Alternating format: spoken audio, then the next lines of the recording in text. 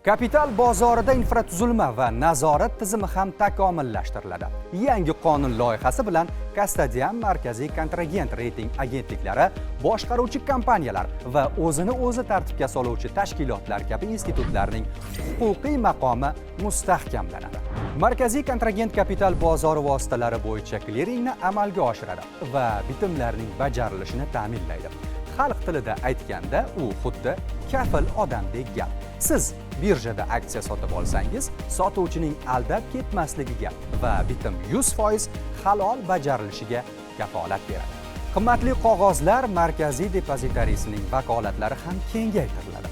U dividendlar va foiz to'lovlari, obligatsiyalarni so'ndirish hamda majburiy qaytarib sotib olish bo'yicha markazlashtirilgan hisob-kitoblarni amalga oshirishi mumkin bo'ladi. Shuningdek, xorijiy depozitariylar, kastadianlar va banklarda vakillik hisob varaqalarini ochish imkoniyati yaratiladi. Kapital bozorini davlat tomonidan tartibga solish va nazorat qilish tizimi esa jahonning eng ilg'or IOSCO xalqaro prinsiplariga muvofiqlashtiriladi.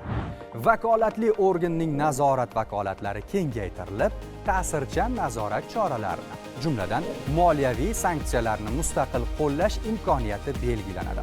Bu xuddi moliyaviy politsiyadek gap. Bozor qoidalarini buzgan, investorlarni aldamoqchi bo'lgan kompaniyalarga nisbatan regulyator mustaqil ravishda tezkor chora ko'ra oladi. Natijada kapital bozorida shaffoflik va ishonch oshadi. Bitimlarning ishonchliligi ta'minlanadi va